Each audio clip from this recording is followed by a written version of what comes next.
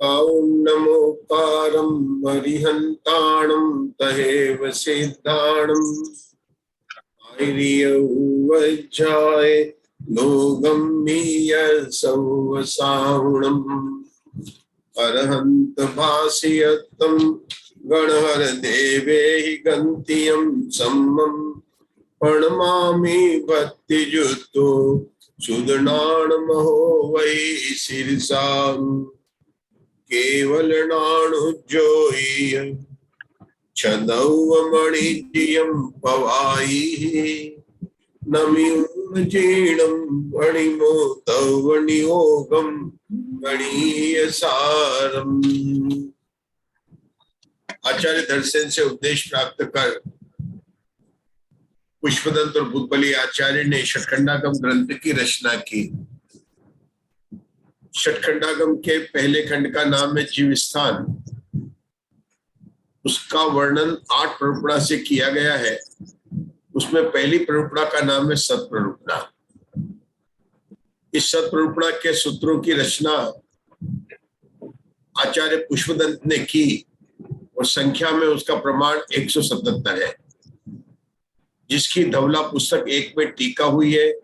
वहां पर मूल सूत्रों के द्वारा उसकी टीका प्रकाशित हुई है। धवला पुस्तक 2 में यद्यपि सत्प्ररूपणा का विषय है, लेकिन एक भी सूत्र नहीं है।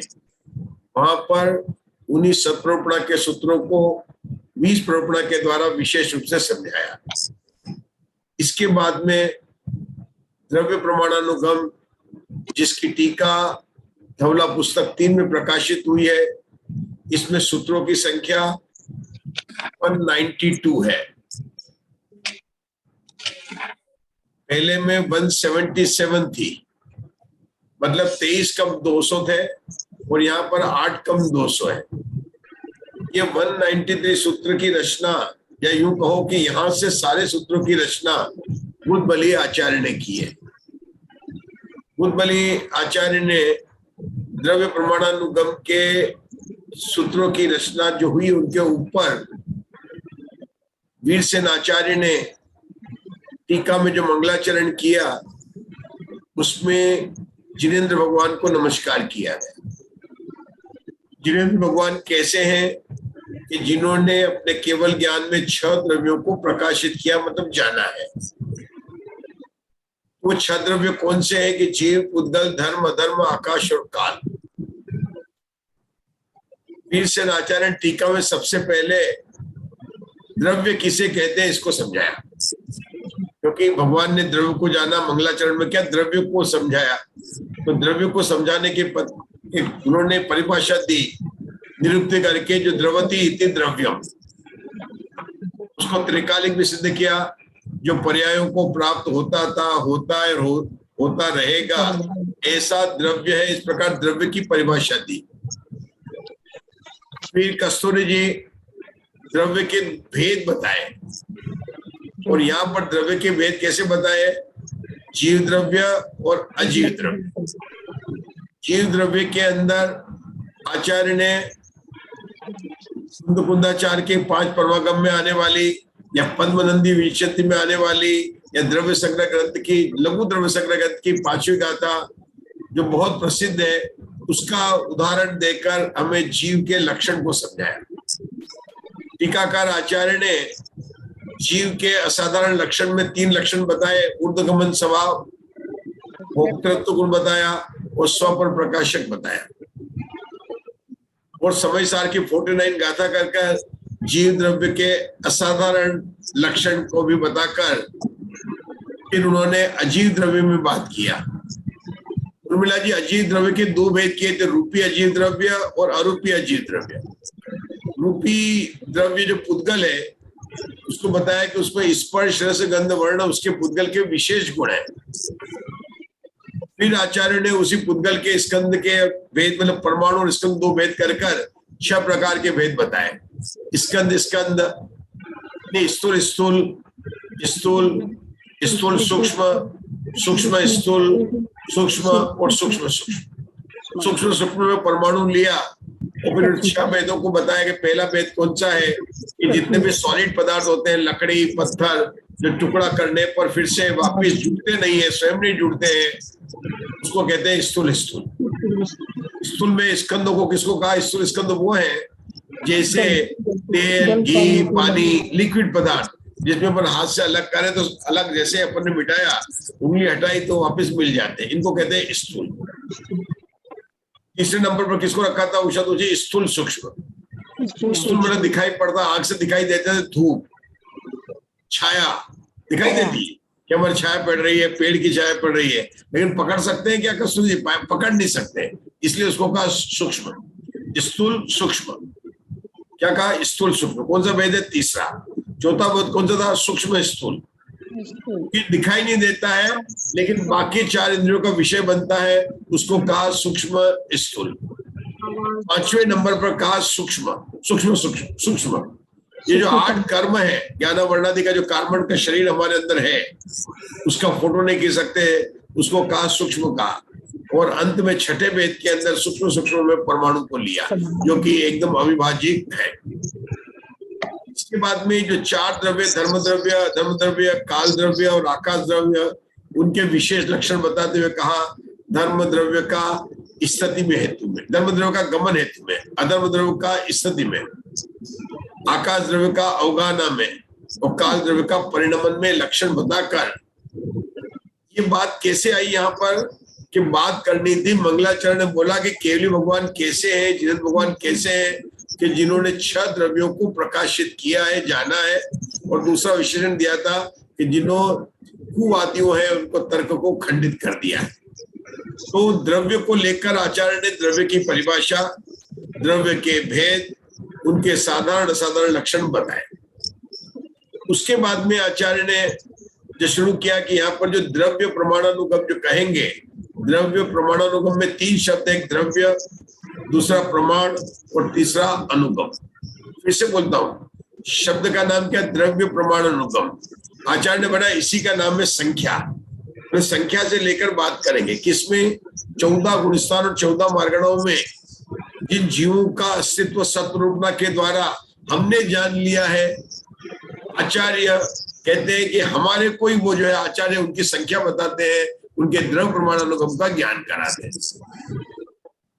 टीकाकार आचार्य की विशेषता है कि द्रव्य प्रमाणानुगम एक शब्द लेकर उसको विग्रह करते हुए तो 3 पद है। पहला पद का नाम है द्रव्य, दूसरे का नाम है प्रमाण, लेकिन द्रव्य को पहले समझा चुके हैं।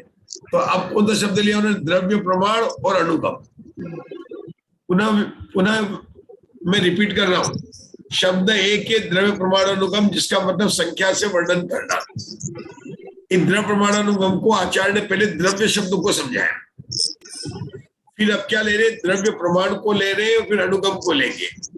तो द्रव्य प्रमाण एक शब्द हो गया, जैसे राम और लक्ष्मण ने कहा राम लक्ष्मण कहा, लव और कुश ने कहा लव कुश कहा, राजा का पुत्र ने क्या राज्य पुत्र कहा, राज्य पुत्र कहा, नहीं लगाया। तो इसको कहते हैं सामासिक पद। ये व्याकरण की भाषा है। व्याकरण में 2 होते हैं, संधि होती है और समास होते हैं। ये 2 ही है, इसका काम है व्याकरण में। संधि आपने पढ़ी होगी, यण संधि, गुण संधि, दीर्घ संधि, मतलब हर प्रकार की संधि होती है। यहाँ पर होती है समास। तो समास यहाँ पर किसकी बात कर रहे हैं? आचार्य समास को लेकर बात कर रहे हैं। तो आचार्य ने कहा जो एक शब्द है जिसका नाम है द्रव्य प्रमाण। तो जैसे कारक 6 होते हैं ना उषा दोषी, समास भी 6 होते हैं, द्रव्य भी 6 होते हैं, कारक भी 6 होते हैं और समास भी 6 होते हैं और पुद्गल के भेद भी 6 होते हैं। लगता है शरकंडागम का 6 बहुत प्रसिद्ध हो गया कि हर जगह 6 की बात आ रही है। द्रव्य का 6 हो गया है ना। अब एक बताए समास 6 होते हैं, तो उन समासों के नाम हमको, कारक के नाम तो याद है, किसको याद है? कर्ता ने कर्म को करण, संप्रदान, अपादान, अधिकरण और संबंध। और 6 कारक के नाम की शक्तियां भी है 47 शक्तियों में। लेकिन यहाँ पर बात कर रहे हैं समास की। किसी को याद है कौन से समास की बात आई थी कल? द्वंद्व समास, कर्मधारय समास, तीन समास और होते हैं। उसके नाम आगे आने वाले हैं अव्ययभाव समास, बहुब्रीहि समास और द्विगु समास। कोई बात नहीं, अपनों को नाम याद नहीं रहे लेकिन सुनना तो पड़ेगा ना। अपने प्रकरण चल रहा है, आने वाले नाम तो सुनेंगे तो सही ना। लेकिन आचार्य यहाँ एक बात जरूर बताते हैं इन 6 समासों में से यहाँ जो द्वंद्व प्रमाण जो शब्द है उसमें एक साथ 3 समास लगाकर बात करते हैं। पहले लगाया उन्होंने तत्पुरुष समास। तत्पुरुष समास में क्या हुआ कि द्रव्य का प्रमाण, ये क्या हो गया, तत्पुरुष समास का लगा दिया। उसका उदाहरण क्या दिया, देवदत्त का कंबल। पहले देवदत्त तो बहुत चलता था न्याय की भाषा में, कोई बात नहीं है। अब आप किसी का भी कह दो, राम का कंबल, कश्यप का कंबल, सुब्रमण्यम का कंबल, तो भी देवदत्त का कंबल का लगाया का। आपके दिल्ली में कहेंगे सुखपाल का कंबल, वहां सुखपाल चलता है, सुखपाल पंजाब में सुखपाल चलेगा तो सुखपाल का कंबल। अपने यहाँ का देवदत्त का कंबल कहा ना तो का लगा। तो उसने तो शंकाकार ने पूछा कि देवदत्त अलग व्यक्ति है और कंबल अलग व्यक्ति है, तो क्या द्रव्य और प्रमाण दोनों अलग अलग है? आचार्य ने कहा नहीं, इस तरह से नहीं है। तो कैसे है? उत्पल गंध, उत्पल कहते हैं कमल को, और कमल की गंध जो उत्पल गंध कहलाती है। जैसे गंध कमल से भिन्न नहीं है, ऐसे कथनचित भिन्न है। द्रव्य प्रमाण कथनचित भिन्न है, सर्वथा भिन्न नहीं। ये बात कर कर आचार्य तत्पुरुष समास की बात की। आगे बताऊं मैं, अगर आप लोग सिग्नल दे तो। फिर उन्होंने बताया कर्मधारय समास। कर्मधारय समास का बोल कैसे बनेगा? द्रव्य ही है प्रमाण। तत्पुरुष का बोल क्या बनाता है? द्रव्य और प्रमाण। अब यहाँ पर क्या बन रहा है? द्रव्य ही प्रमाण है। क्या बताया उन्होंने? द्रव्य ही प्रमाण है। तो यहाँ पर उसको विशेषण विशेष्य और एक अनेक के बोल से उसको समझाया और अनेकांत को सिद्धि कर गया कि द्रव्य ही प्रमाण कैसे कह सकते हैं। तो आचार्य ने उसको विशेषण विशेषण के भाव से बताकर कहा कि द्रव्य ही प्रमाण जैसा कर्मधारय समास बनता है। इसके आगे और स्पष्टीकरण करेंगे, लेकिन उसके बाद में आया द्वंद्व समास। द्वंद्व समास में क्या बात की उन्होंने कि द्रव्य और प्रमाण। तो शंकाकार ने प्रश्न उठाया कि आप ऐसे यहाँ पर जो है द्वंद्व समास नहीं लगा सकते हैं, क्योंकि यहाँ पर कई बात नहीं की दो प्रमाण, दो बात अलग अलग करेंगे, द्रव्य और प्रमाण। तो आचार्य ने यहाँ पर उदाहरण दिया लव और कुश, राम और लक्ष्मण। एक कहते हैं एक समासिक पद है, ऐसे पद है, दोनों अलग अलग है। उसको सिद्ध करने के लिए आचार्य ने मीमांसा की, युक्त अनुशासन की, द्रव्य संबंधित 3 गाथाएं दी। और उसमें समझाना क्या है? द्रव्य प्रमाण शब्द को। यहाँ पर जी ये जो प्रकरण में 3 गाथाएं दी है, ये गाथाएं इतनी उच्च है कि कई बार इन गाथाओं पर प्रवचन करते हैं, क्योंकि आप्त मीमांसा की गाथा है, युक्त अनुशासन की गाथा बहुत ऊंची गाथा है। द्रव्य गुण पर्याय के स्वरूप को बताने वाली बहुत बहुत ऊंची और सूक्ष्म गाथा है। और कभी कभी अपन इतना इसका स्पष्टीकरण करते हैं कि हम ये भूल जाते हैं कि द्रव्य प्रमाणानुगम का स्वाध्याय कर रहे हैं, हम आप्त मीमांसा का स्वाध्याय नहीं कर रहे हैं। मैंने देखा है कि इन गाथाओं को जब देखते हैं, लेकिन आशा बेन यहाँ पर ये आता है द्रव्य प्रमाण, वो आप्त मीमांसा को नहीं समझाना है, यहाँ पर युक्तानुशासन को नहीं समझाना है। यहाँ पर द्रव्य प्रमाण के समास को समझाने के लिए उदाहरण बनाई गई। इन गाथाओं का भी बनाया गया उदाहरण। और भाई ये नियम है कि जिस ग्रंथ का स्वाध्याय कर रहे हैं उसके अंदर जो बात मुख्य उसी पर महत्वता देनी चाहिए, क्योंकि इन गाथाओं में ऐसी बात आई है अर्थ पर्याय, व्यंजन पर्याय। तो आप पूछ सकते हैं अर्थ पर्याय किसे कहते हैं, व्यंजन पर्याय किसे कहते हैं? तो हमको बता तो सकते हैं कि जैन सिद्धांत प्रवेशिका में पढ़ते हैं कि प्रदेशुद्ध गुण के विकार को व्यंजन पर्याय कहते हैं, प्रदेशुद्ध गुण को छोड़कर बाकी सबको अर्थ पर्याय कहते हैं। और भी तरह से परिभाषा दे सकते हैं कि जो लंबी मनुष्य पर्याय जो है, नारकी, देव नारकी व्यंजन पर्याय है, जो है तो एक एक समय की, लेकिन बहुत लंबे काल तक एक सी रहती है। मनुष्य पर्याय जितने समय की आयु रहती है उतने समय तक मनुष्य पर्याय, मनुष्य पर्याय, मनुष्य पर्याय, मनुष्य पर्याय, मनुष्य पर्याय चलती है। लेकिन मैं आपको आप्त मीमांसा पढ़ना चाहिए, इन गाथाओं के सूक्ष्म अर्थ जानने चाहिए, लेकिन वो सब्जेक्ट होगा द्रव्य गुण पर्याय का। एक बात पर मैं आप सबका ध्यान दिलाना चाहता हूं कि यहाँ पर ये गाथाएं क्यों कोट की गई है, ये कहां से आ गई। द्रव्य की परिभाषा तो पहले बता चुके हैं 6 द्रव्य की, यहाँ तो समास की बात चल रही थी। शिष्य ने प्रश्न उठाया था कि आप द्वंद्व समास नहीं ले सकते हो क्योंकि अवयव अवयवी ये दोनों एक एक अलग है, भेदा भेद की लेकर बात हुई थी। क्योंकि उन्होंने कहा था आचार्य ने कि द्रव्य की अपेक्षा एक और पर्याय की अपेक्षा से अनेक होता है, पर्याय अवयवी है, अवयव। इस तरह से बात जब चल रही थी तो आचार्य ने उदाहरण के रूप में यह गाथाएं प्रस्तुत की। 1 मिनट के लिए ब्रेक लेकर बताता हूं कि आचार्यों की शैली रही है, कई बार संस्कृत को उदाहरण देकर बताते हैं। मेरे को जहां तक याद है इष्टोपदेश में गाता है जब व्याकरण को उदाहरण भरकर बात बताई है। और सबसे बड़ी बात तो मुझे याद आती है समयसार की 308 से 311 गाथा है जो बहुत प्रसिद्ध है क्रमबद्ध पर्याय के लिए। जीवो ही क्रम निमित्त परिणाम है उत्पद्यमानो जीव, मतलब बहुत जीव के अकर्ता स्वभाव को दृष्टांत पूर्वक सिद्ध करने में वहां पर क्रमबद्ध पर्याय की बात आती है। मैं क्यों याद कर रहा हूं यहाँ पर, सिर्फ इतना बताने के लिए कि वहां पर चल रहा है सर्वविशुद्ध अधिकार 308 से 311 गाथा सर्वविशुद्ध अधिकार की पहले, और आचार्य को सिद्ध करना है अकर्ता स्वभाव। क्रमबद्ध पर्याय की पुस्तक वहां पर नहीं है, वहां पर अकर्ता स्वभाव को सिद्ध करना है। लेकिन अकर्ता स्वभाव को सिद्ध करने के लिए मुग्धा जी क्रमबद्ध पर्याय को उदाहरण बनाया है, उदाहरण बनाया।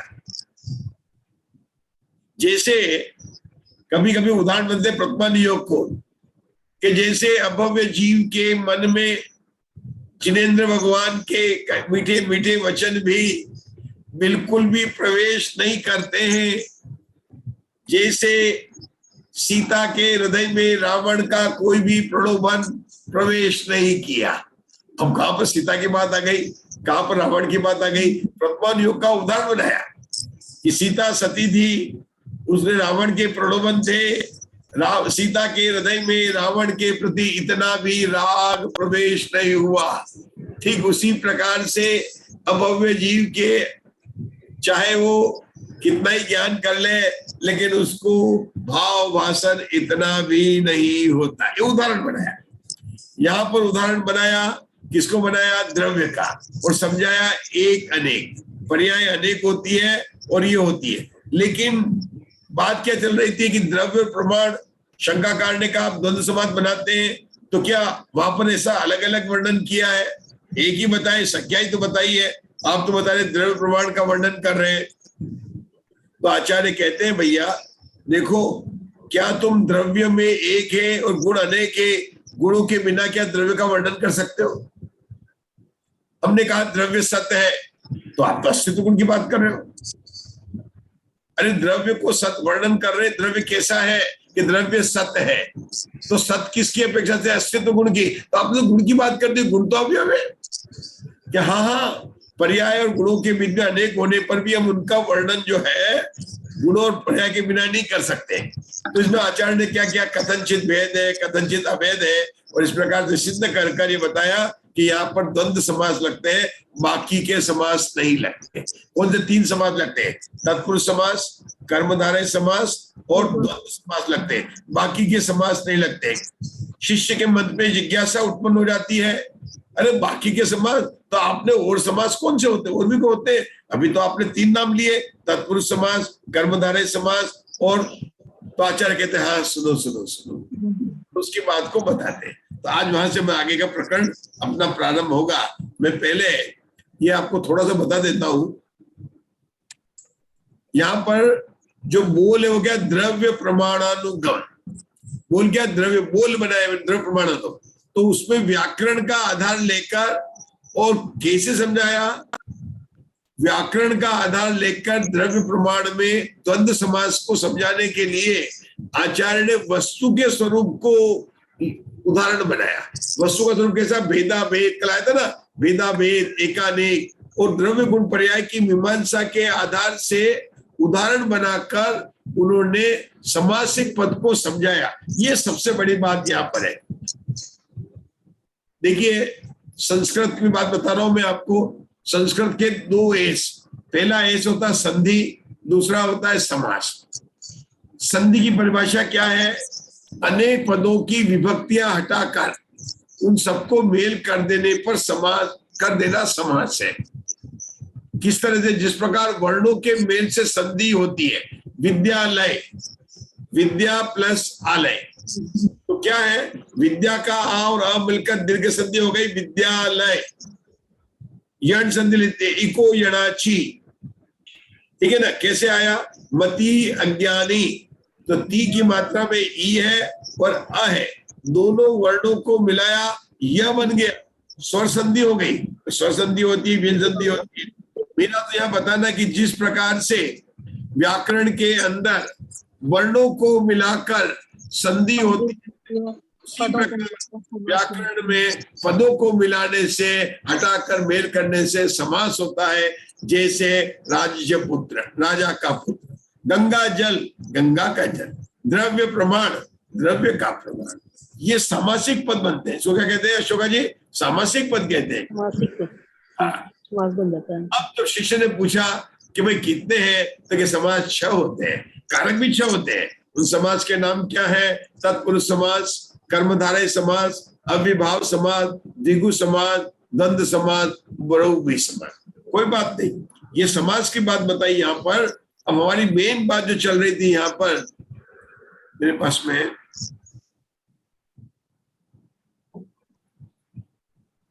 हाँ, इसको दिखाना। ये जो धवला पुस्तक 3 का पृष्ठ 5 और 6 पर 3 गाथाएं कोट की है। आपने देखा होगा आप्त मीमांसा के युक्तानुशासन, तो गोमट सार जीवकांड 582 युक्ता शासन का है, उसका नाम है, उसकी गाथा है। और इस प्रकार अलग अलग 3 गाथाएं यहाँ पर कोट की है। इन गाथाओं को क्यों कोट किया गया है? तो वो द्वंद्व समास का जो प्रकरण आया था, क्या बात थी कि द्वंद्व समास की जब परिभाषा शंकाकार पूछता है कि आप बोल रहे हो द्वंद्व समास का मतलब क्या? द्रव्य प्रमाण। तो द्वंद्व समास तो अव्यय प्रधान होता है, और यह सूत्र में अव्यय या समूह की चर्चा नहीं की गई है, इसलिए मैं मानता हूं कि द्वंद्व समास यहाँ पर नहीं हो सकता है। मतलब ये सारी द्रव्य की 3 गाथाएं जो आई है, हमको लगता है कि द्रव्य गुण पर्याय की अच्छी गाथा आई है। वो क्यों आई है? शिष्य के प्रश्न के कारण आई है। मैं आपको टीका समझा रहा हूं, मैं आप्त मीमांसा की गाथा की चर्चा नहीं कर रहा हूं। मैं बता रहा हूं कि गाथा का कोटेशन क्यों दिया गया। नहीं समझे? शेर आ गया, शेर के समान है, शेर के समान है, शेर नहीं आया, शेर नहीं बताना है भाई। तू जैसा दहाड़ रहा है, बोल रहा है, ऐसा शेर की तरह बोल रहा, भैया मत बोल। तू शेर की तरह दहाड़ रहा है, मतलब तू धीरे धीरे बोल, जोर से मत बोल, बस इतना ही बताना था।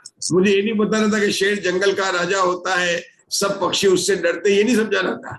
कि वो समझाऊंगा तो वो एनिमल की अलग किताब होगी। यहाँ तो आचार्यों को समझाना था कि द्रव्य और प्रमाण ये सामासिक पद है। आप ये समझ लेंगे, हमने तो चालू किया था संख्या का प्ररूपणा, और आप तो व्याकरण समझाने लगे आचार्य वीर से। गुरुराज जी का प्रश्न आया अभी कि क्या हो गया, हमने तीसरी पुस्तक शुरू की और ये व्याकरण आ गई, ये व्याकरण कहां से आ गई? ऐसे ही जब पुस्तक 1 में मंगल शब्द की बात चल रही थी और उन्होंने कहा था धातु, युक्ति, न्याय, निक्षेप सबसे समझाना चाहिए, एकात्वाची समझाना चाहिए। तो ये जो व्याकरण हो गई है कि भैया इससे उनका अर्थ खुलता है। तो यहाँ पर भी जो आचार्य समझाते हैं तो इन पदों का अर्थ समझता है। आचार्य वीरसेन की ये शैली रही है, वो व्याकरण से भी समझाते हैं, वे निक्षेप भी लगाते हैं, वे नय भी लगाते हैं, सबको लगाकर उन्होंने युक्ति आपको पता नहीं, युक्ति शासन, उन्होंने कारिका कौन सी कोट की? युक्त्यानुशासन की। और युक्ति किसे? युक्ति प्लस अनुशासन। वो युक्ति नाम भी होता है किसी का, युक्ति अनुशासन की। युक्ति किसे कहते हैं उषा दोषी? प्रमाण और नय युक्ति कहते हैं। प्रमाण और नय को, इन दोनों का एक नाम है, समय साल में आया है, ठीक है ना? प्रमाण और न्याय, इनको दोनों को क्या कहते हैं? युक्ति कहते हैं। और उसमें अनुशासन मिलाया। युक्ति ती की ई मात्रा और आ मिलकर क्या बन गई? आधा या बन गई। जैसे मति ज्ञानी में मति की ई और अज्ञानी के अ मिलकर मत्य ज्ञानी हो गया। यहाँ पर भी ऐसे ही बना है। तो अब क्या हो गया? ऐसे समझने से आपको मत्य ज्ञानी, लब्ध पर्याप्त, यहाँ पर ये नाम अपने को स्पष्ट होते हैं, इसलिए आचार्य संधि भी समझाते हैं, समाज भी समझाते हैं, जहां जैसा प्रकरण होता है वहां पर समझाते हैं। तो यहाँ पर जब उसने बोला कि अवयवी नहीं होते हैं, तो उसके लिए उन्होंने कहा कि देखो द्रव्य गुण पर्याय एक भी है और अनेक भी है। गुणों को जो अन्वय है वह द्रव्य है, अन्वय के विशेष व गुण है, पर्यायों को व्यतिरेक कहा जाता है। ये सब बातें आती है द्रव्य गुण पर्याय के में। तो ये कह रहे हैं कि गुण में अगर आप द्रव्य को पर्यायों की तरह से देखो तो नाना है। कौन से मम्मी के डैडी की बात नहीं कर रहा हूं, मम्मी के डैडी को भी नाना कहते हैं, या नाना का मतलब अनेक है। क्या मतलब है? अनेक, मेनी अंग्रेजी में कई नाना होती, पर्याय भी नाना होती है, गुण भी नाना होते हैं। लेकिन क्या उनके बिना वर्णन हो सकता है, या उनका वर्णन हो गया तो द्रव्य का वर्णन नहीं हुआ कि हो गया? तो इसी प्रकार से यहाँ पर भी उनका वर्णन किया गया है, द्रव्य और परिणाम। एक उदाहरण देखिए, उसी को राम और लक्ष्मण बोला था, वो अभी द्वंद्व समास था। तो राम का वर्णन करने से क्या कहेंगे? राम का भाई का नाम लक्ष्मण है, राम का वर्णन हो गया। लक्ष्मण का क्या? लक्ष्मण के भाई का, बड़े भाई का नाम राम है। अरे लक्ष्मण का वर्णन किया, राम का ऐसे से किया? राम का वर्णन किया, राम का छोटे भाई, लक्ष्मण राम का छोटा भाई है। मतलब आप वर्णन कर सकते हो ना। तो आचार्य ने कहा कि यहाँ पर ये तीनों समाज लगेंगे। कौन कौन से लगेंगे? तत्पुरुष समाज, कर्मधारय समाज और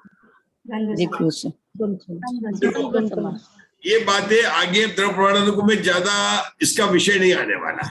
ये तो इंट्रोडक्शन है। जैसे अपन इंट्रोडक्शन मंगलाचरण करते हैं ना, इंट्रोडक्शन में मंगलाचरण करते हैं। आपका सब्जेक्ट कोई भी हो सकता है गोष्ठी के अंदर, लेकिन आप इंट्रोडक्शन बोलते भगवान महावीर की जय, और आपका विषय हो सकता है नेगम नई के बारे में आज आप बोलेंगे, लेकिन आप भगवान महावीर की जय नहीं बोल सकते। या आप नमोकार मंत्र बोल देते हैं, तो क्या पंचपरमेष्ठी के बारे में बताने जा रहे हैं कि नहीं नहीं नहीं नहीं, नहीं। ये प्रारंभ में ही है। और वीर सेन आचार्य की टीका की शैली है कि पदों को एक्सप्लेन करते हैं, निक्षेप लगाते हैं। तो इस तरह से इनका वर्णन आया। हम थोड़ा इसको आगे बढ़ते हैं। जब बताया था उससे आगे कहां पर आ गए थे? कलम मिथ्यादर्शी कितने होते हैं? पान क्रमांक 6 है पुस्तक का। शंका से लेना है। शंका कौन सी शंका? पढ़िए, आप पढ़िए। शंका, वे संपूर्ण समास कितने हैं? हाँ। समाधान, वे समास 6 ही है। कहा भी है बहुब्रीहि, अव्ययी भाव, द्वंद्व, तत्पुरुष, द्विगु और कर्मधारय। इस प्रकार ये 6 समास कहे गए हैं। हाँ, ये ऊपर इसकी गाथा भी बहुत जोरदार है। इसकी भी है ना 6 नंबर। ये उसी के नाम बताने की गाथा बताई उन्होंने, वो 6 जीव समास बताए। आपको 6 बातें कौन कौन सी याद हो गई है? 6 पर्याप्ति भी होती है। 6 पर्याप्ति, 6 द्रव्य, 6 समास, 6 कारक, षटखंडागम, 6 डाला, और बोलिए 6 द्रव्य, 6 काल है। तो आप 6 संस्थान, 6 सैलन, और बताइए षटकाय, 6 काय, बहुत बढ़िया। छठा गुणस्थान, छठा गुणस्थान है ना? छठा गुणस्थान कौन सा? प्रमथ सही है। यहाँ पर 6 समासों की बात बताई है, और वो आचार्य बोलते हैं 6 समास है। पढ़िए मुग्धा जी, आगे इन समासों के बारे में बताने जा रहे हैं। क्या पढ़ने बोले? शंका। यहाँ द्रव्य प्रमाण इस पद में उपर्युक्त 3 समासों को छोड़कर दूसरे समासों की संभावना क्यों नहीं है? समाधान, क्योंकि यहाँ पर उनका अर्थ घटित नहीं होता है, इसलिए अन्य समासों का ग्रहण नहीं किया। मतलब शंकाकार क्या पूछता है कि आपने 3 समास की बात कर रहे थे और अब आप बोलते 6, तो आपने 6 की क्यों नहीं की? तो भैया उनके लड़के तो 3 है, लेकिन आज शादी जो है राम की होने वाली है, तो राम की बात हो रही है।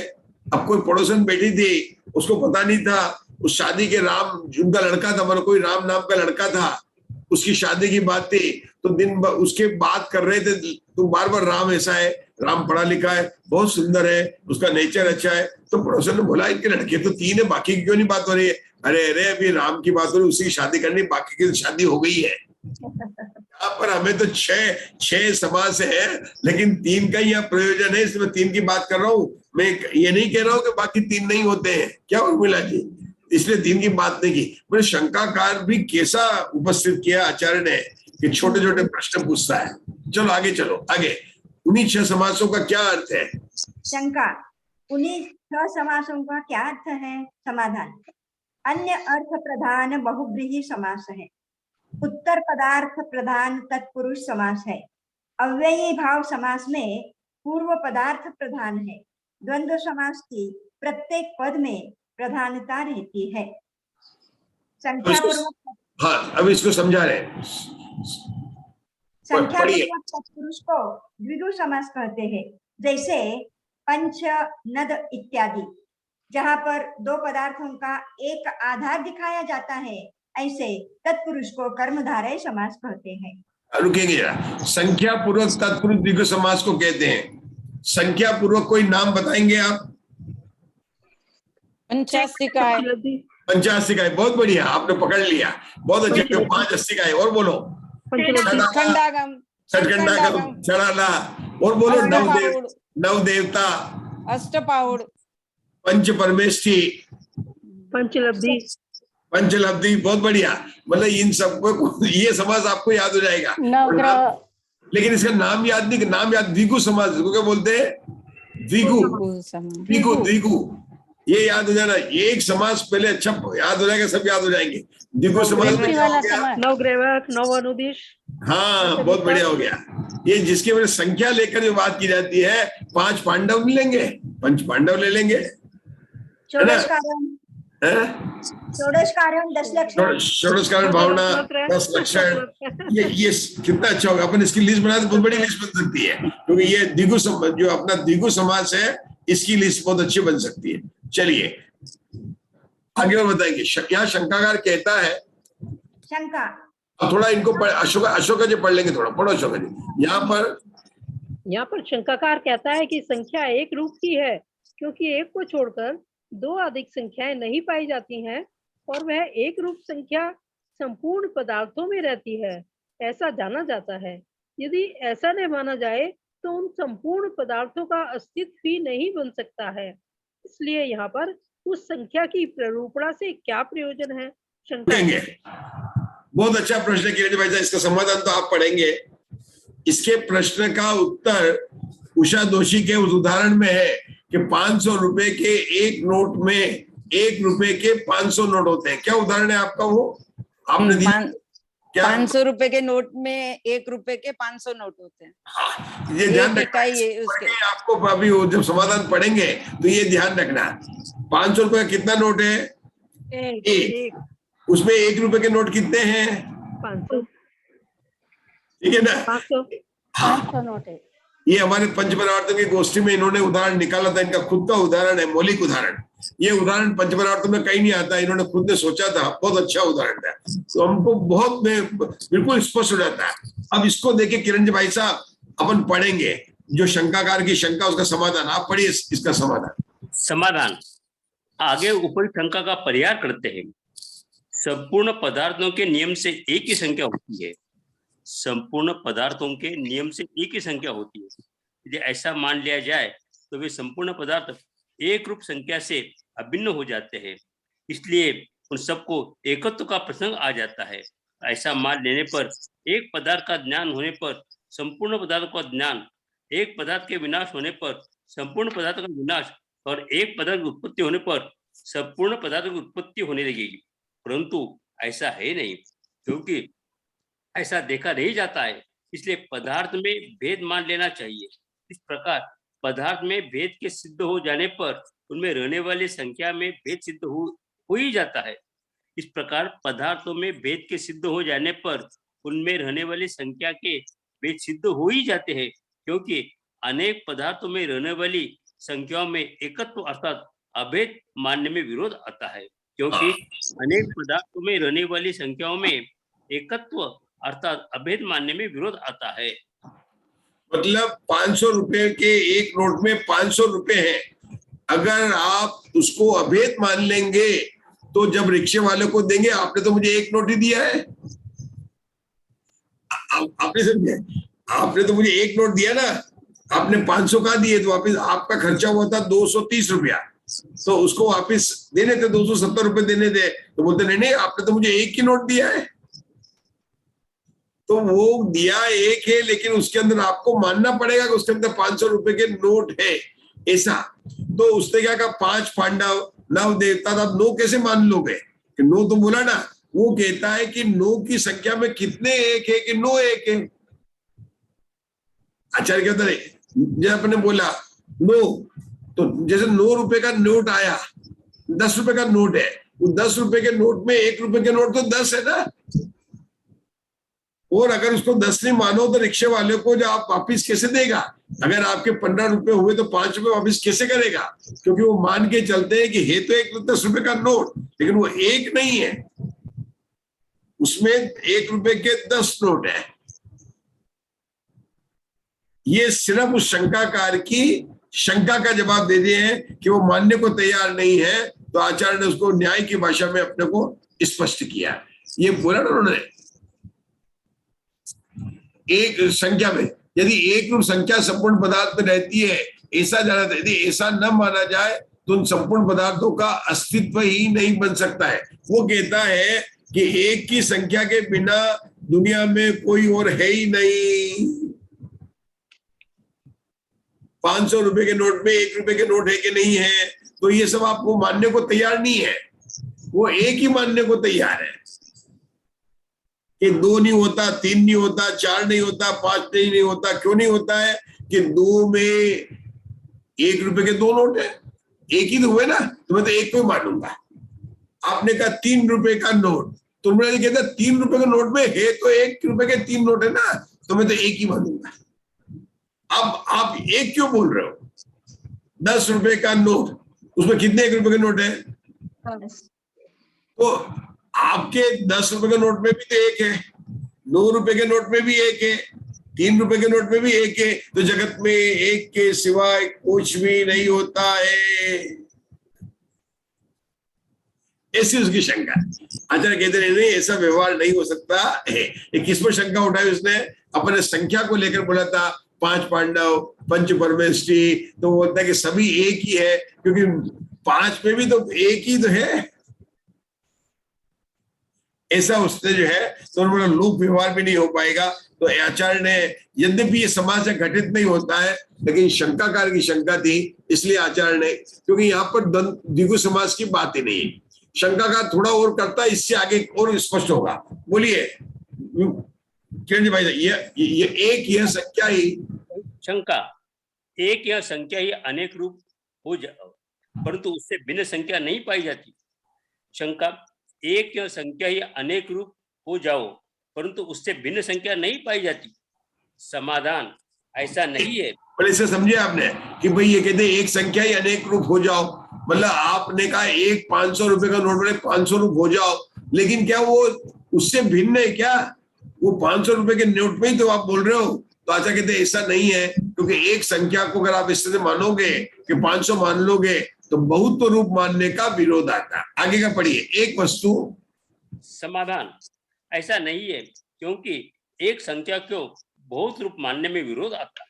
शंका, एक यह संख्या एकत्व से प्रति समान होने से एक रूप है और द्रव्य, क्षेत्र, काल तथा भाव के भेद से नाना रूप है, इसलिए एक संख्या में बहुत्व विरोध को प्राप्त नहीं होता है। आगे प्रतिशंका। क्वेश्चन मार्क क्यों किया इधर? ये क्वेश्चन मार्क इसलिए शंका है, क्या मतलब लगाना पड़ा, क्या विरोध को प्राप्त नहीं होता है, इसलिए एक संख्या में बहुत्व को विरोध प्राप्त नहीं होता है। शंका ही चल रही है।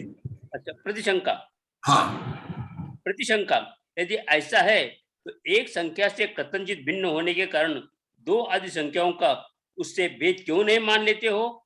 अब वो बहुत विरोध को प्राप्त नहीं होता। अच्छा, अभी यहाँ क्या बोल रहा है वो कि बहुत का विरोध प्राप्त नहीं होता है, तो हम भी तो यही कह रहे हैं कि 2 रुपए के नोट में 1 रुपए के 2 नोट है, ऐसा क्यों नहीं मान लेते हो? ये थोड़ी सी न्याय की भाषा है। मतलब वो बोलता है प्रतिशंका, आचार्य बोलते हैं, वो कहता है कि बहुत तो होता है, तो बोलता हम भी तो बोल रहे हैं कि 2 रुपए के नोट में 1 रुपए के 2 नोट है, तो बहुत तो आगे नहीं आ गया। 3 रुपए के नोट में 1 रुपए के 3 नोट है, तो तू मान रहा बहुत, तो हम भी मान रहे हैं, तो एक को बहुत का प्रसंग नहीं खड़ा होता। आगे चलिए। शंका, एक संख्या से दो अधिक संख्याओं का भेद कैसे है? समाधान, द्रव्य, क्षेत्र आदि भावों की अपेक्षा से दो आदि संख्याओं का भेद है और इसलिए संख्याओं में दो आदि रूपता बन जाती है, क्योंकि एक पन की अपेक्षा दोनों में समानता देखी जाती है। उदाहरण दिया द्रव्य का। द्रव्य को अपन बोलते हैं द्रव्य, क्षेत्र, काल और भाव, ये द्रव्य का अपना चतुष्टय है। तो ये क्या अलग अलग है? कह भी सकते हैं द्रव्य तो एक ही है, जैसे आत्मा क्षेत्र की अपेक्षा असंख्यात प्रदेशी है, तो ये अलग थोड़ी नहीं है। द्रव्य, क्षेत्र, काल, भाव ये वस्तु के एक ही के अवयव हैं, इस प्रकार से उसको एक भी है और अनेक भी है। द्रव्यार्थक नहीं कि समाधान, द्रव्य, क्षेत्र आदि भेदों की अपेक्षा से दो आदि संख्याओं का भेद है और इसलिए संख्याओं में दो आदि रूपता बन जाती है, क्योंकि एक पने की अपेक्षा दोनों में समानता देखी जाती है। द्रव्यार्थिक नय की विवक्षा से एक और नाना इन दोनों में एकत्व है। द्रव्यार्थिक नय की विवक्षा से एक और नाना इन दोनों में एकत्व है। पर्यार्थिक नय की विवक्षा होने पर विवक्षित एक संख्या के शेष एक संख्या भिन्न है, इसलिए उनमें नानत्व है, तथा नैगम्य की विवक्षा होने पर द्वित्व आदि भाव बन जाता है। इस प्रकार संख्या के कथंचित एक रूप, कथंचित नाना रूप सिद्ध हो जाने पर उनमें से या प्रकृति में तो नैगम्य की विवक्षा से संख्या भेद ही ग्रहण करना चाहिए। आचार्य ने क्या बताया?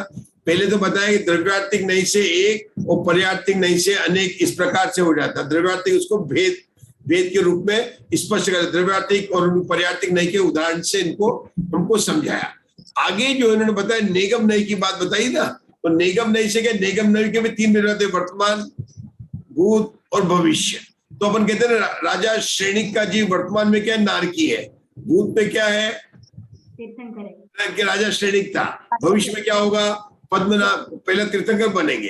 तो ऐसे तीन बन गया, लेकिन जीव तो वो का वही है ना, एक ही है ना।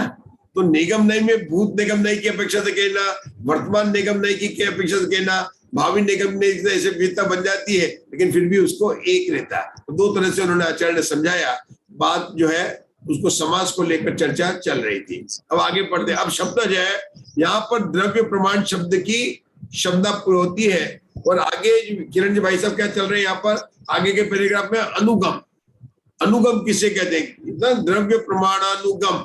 द्रव्य समझाया, द्रव्य प्रमाण समझाया, अब अनुगम समझा रहे। देखिए कुछ शब्द न्याय के आए, कुछ शब्द, लेकिन आचार्य ने सिर्फ इतना ही है कि द्रव्य को उन्होंने समझाया। द्रव्य प्रमाण में उन्होंने तीन समासिक पद लगते हैं ये बताया।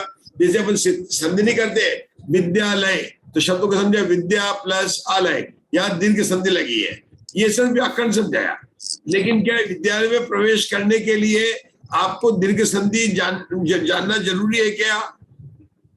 जो विद्यालय में काम करता है, जो कैशियर है, उसको हो सकता है संधि नहीं पता हो, लेकिन बताने के लिए बताया कि विद्यालय शब्द कैसे तैयार हुआ, विद्या प्लस आलय।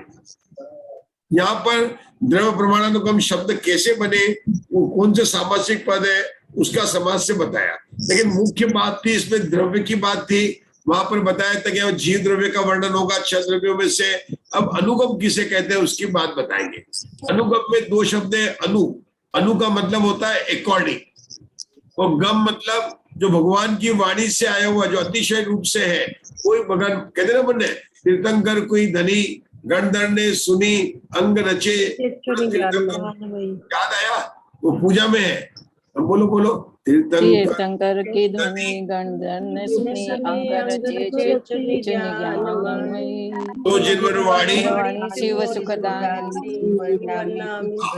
अब यह अनुगम किसे कहते हैं? अकॉर्डिंग टू, मतलब यहाँ पर ये द्रव्य का प्रमाण जो बता रहे हैं किरण जी भाई साहब, वो बता रहे हैं कि मैं नहीं बता रहा हूं, ये तीर्थंकर भगवान ने बताया था, गणधर भगवान ने बताया था, उसी के अकॉर्डिंग में बता रहा हूं। आपको देखो अनुगम की बहुत अच्छी परिभाषा मिलने वाली है। पढ़िए किरण जी भाई साहब आगे।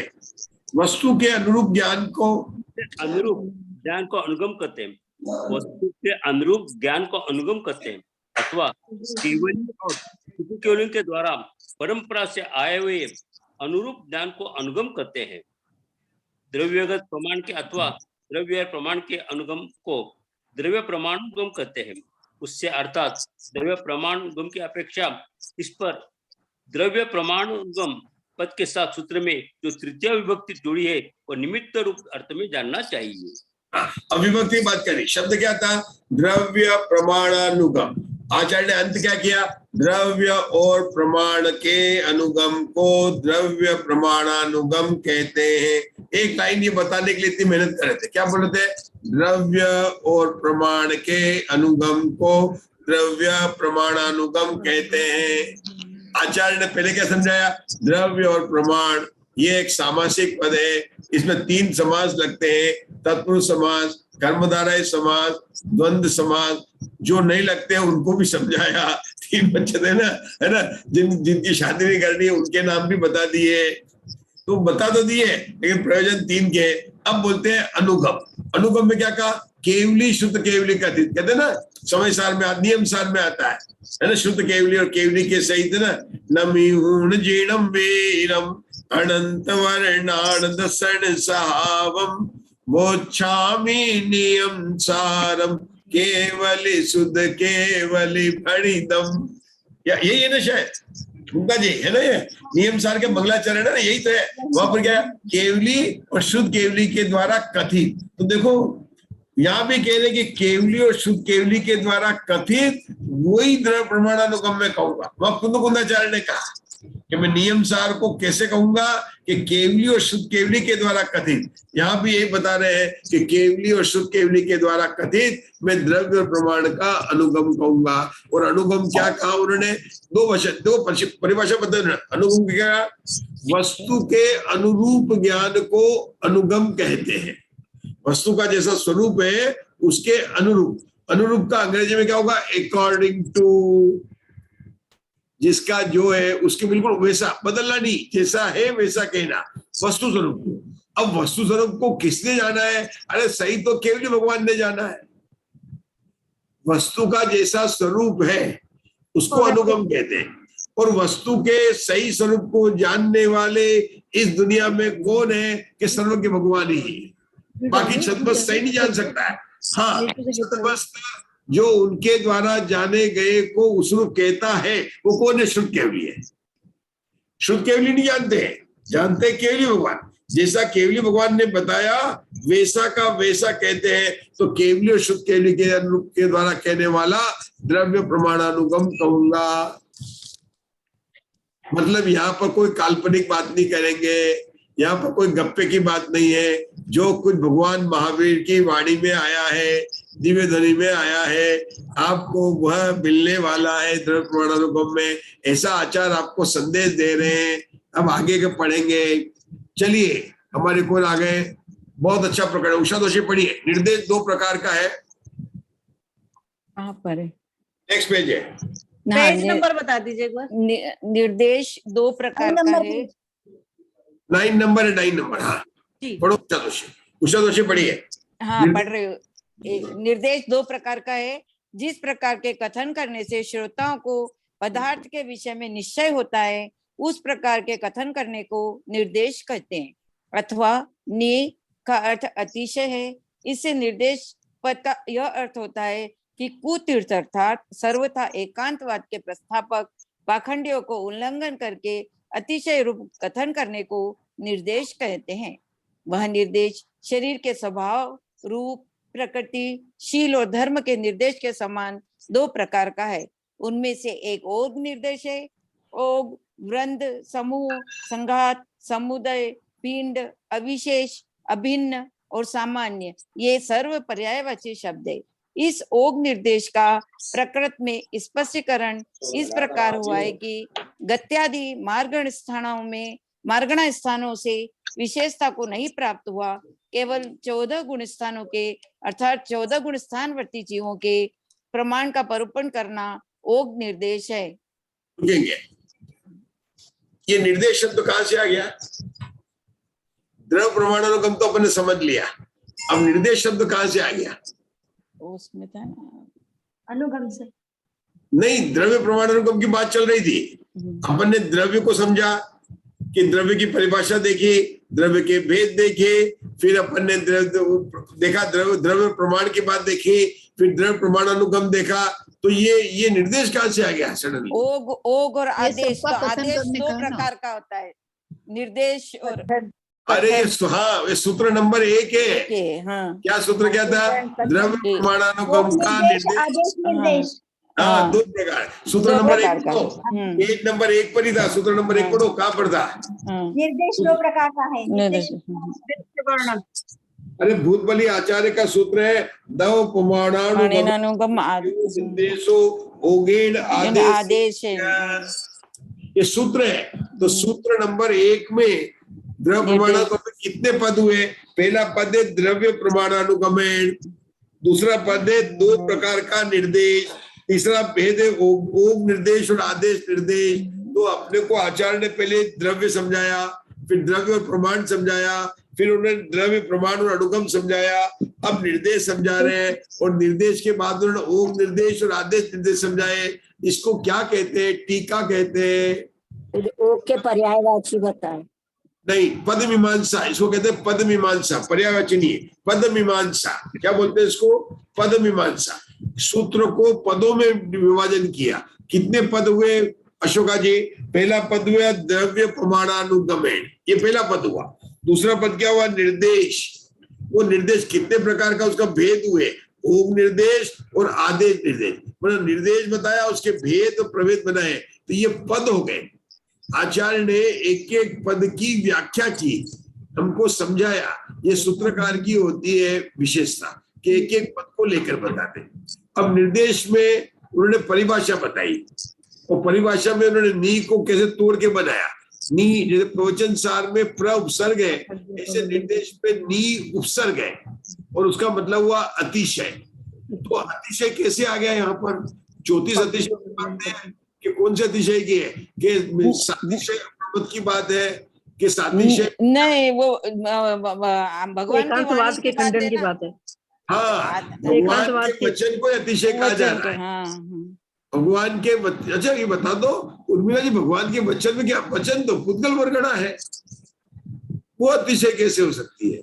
मीनाक्षी जी बताएंगे। भगवान के वचन पुद्गल है कि नहीं, वचन पुद्गल है कि नहीं है, भाषा वर्गणा है कि नहीं है, वो अतिशय कैसे? भगवान अतिशय ठीक है, भगवान के वचन कैसे अतिशय? उपचार से कह सकते हैं। अरे वो भगवान के जैसे बोलते, किसी को कोई बीमारी दूर नहीं हो रही थी, और किसी डॉक्टर ने कहा इसके हाथ में अतिशय है, जादू है, जादू कला है, 1 मिनट में जो जाएगा ठीक हो जाएगा। ऐसे भगवान के वचन में अतिशय है। आपको अनादिकाल से जन्म मरण का रोग था, उसके लिए दवाई कौन सी मिली? जिनेंद्र भगवान के वचन ही ऐसी औषधि है। जिनवयणम मोसमीणम विषय अमीद भूदम जम मरण वाई खय करणम। कहाँ की गाता है मुंडा जी? मूलाचार।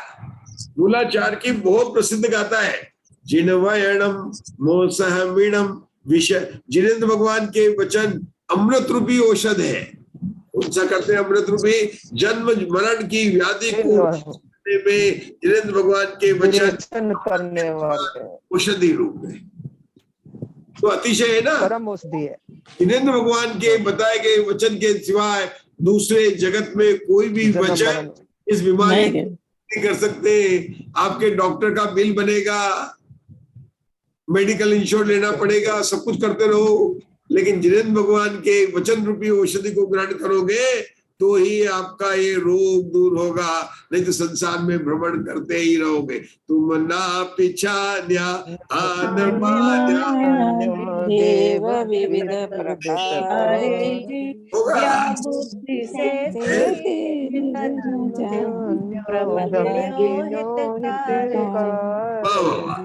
ये है जिनेंद्र भगवान के वचन अतिशयकारी है।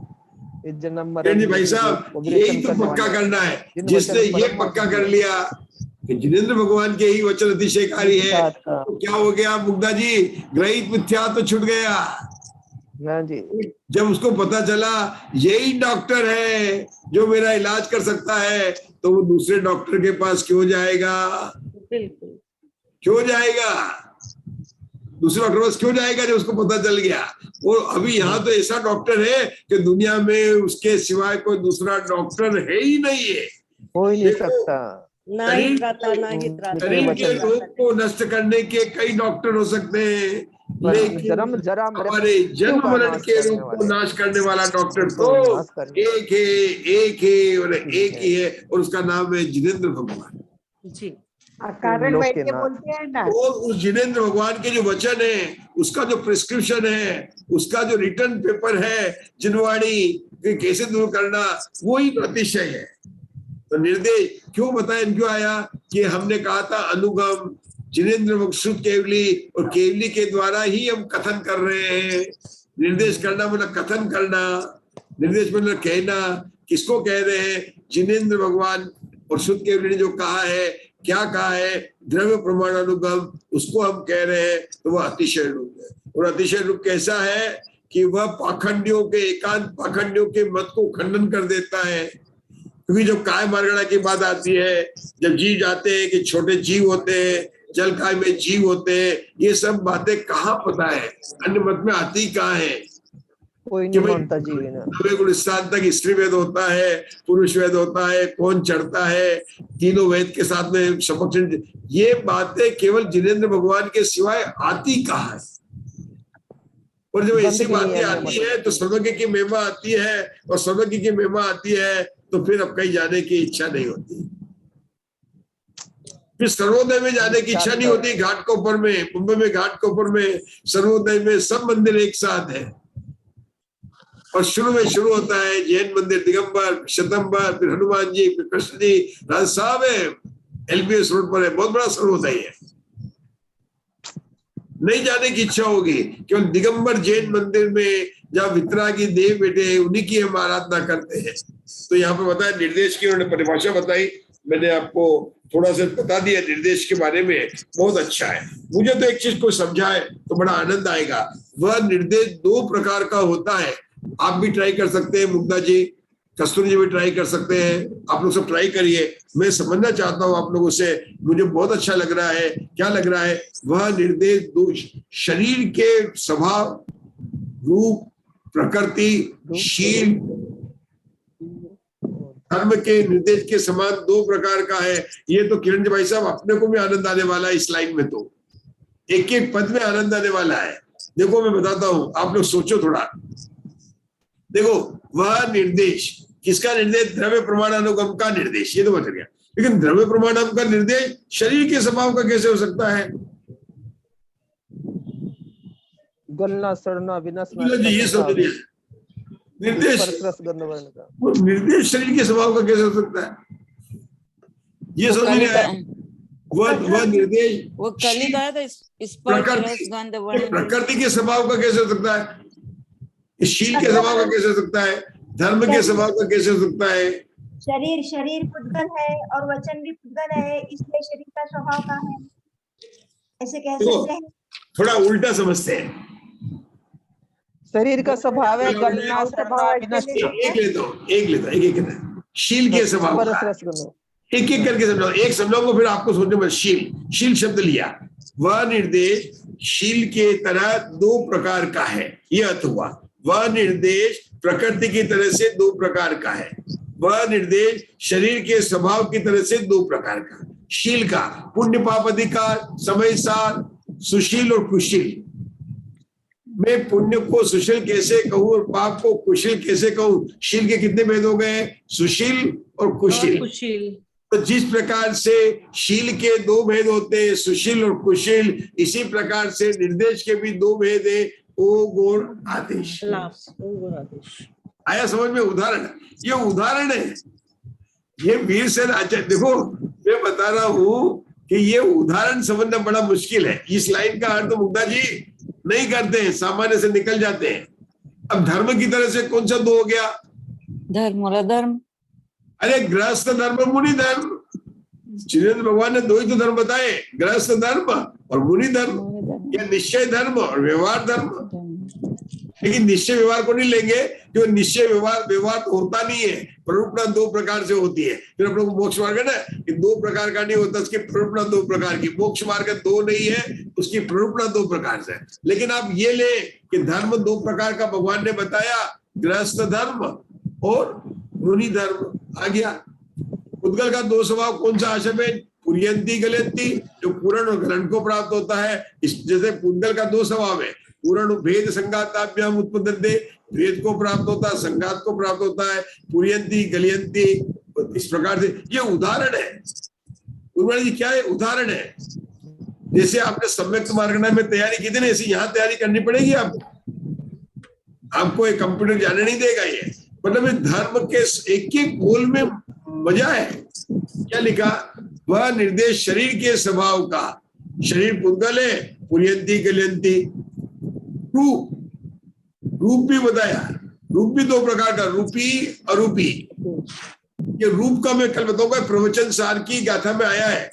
रूप का बताऊंगा, यार रूप का कल बताता हूँ मैं। ये रूप दो प्रकार का होता है, वहां से लेना है। प्रवचन सार की गाथा में तात्पर्य वृत्ति की टीका में है, ठीक है ना? जहां पर जो अजीव द्रव्य का वर्णन है ना, वहां पर आएगा रूप दो प्रकार का होता है। अपन कल करेंगे बात उसकी, ठीक है ना? आज रुकते हैं, क्योंकि नहीं तो अभी प्रवचन सार को खोलना पड़ेगा मुझे। अभी सब उदाहरण के लिए, अब यहाँ पर अपन ने समझा दिया प्रकृति। अब प्रकृति तो बोलो, मूल प्रकृति, उत्तर प्रकृति, ज्ञानावणी, दर्शनावणी, वेदनी, मोहनी, आयु, नाम, गोत्र, इनको कहते हैं मूल प्रकृति।